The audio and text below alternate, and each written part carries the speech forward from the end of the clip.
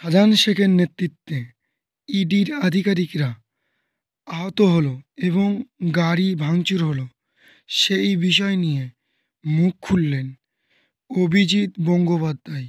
কি বললেন আপনারা সরাসরি শুনুন। বিভিন্ন মামলা মোকদ্দমা করা হচ্ছিল মানুষের পয়সা খরচ করে, এবং কোনো অন্যায় কোনো দুর্নীতির তদন্ত করতে গেলেই, তদন্তের আদেশ দিলেই তার বিরুদ্ধে সুপ্রিম কোর্টে চলে যাওয়া হচ্ছিল। সুপ্রিম কোর্টে যাওয়ার অধিকার অবশ্যই আছে প্রতিটা মানুষের, প্রতিটা অথরিটির। কিন্তু কি করার জন্য যাওয়া হচ্ছে আমি তো আজকে জানতে চাইবো যে মোট কত টাকা খরচ হলো এই তদন্ত আটকানোর জন্য। সুপ্রিম কোর্টে গিয়ে কত কোটি টাকা পশ্চিমবঙ্গ সরকার খরচা করলো।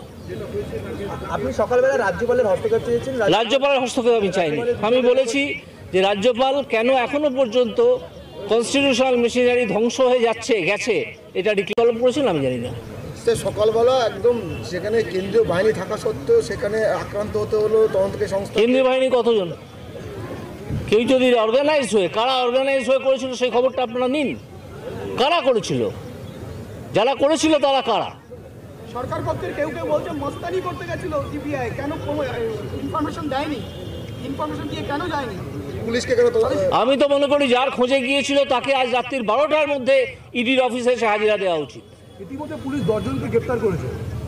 পুলিশের গ্রেপ্তারের কথা ছাড়ুন। আজকে যে ঘটনা, সেই ঘটনায় পশ্চিমবঙ্গের আইন শৃঙ্খলা নিয়ে কি বলবেন?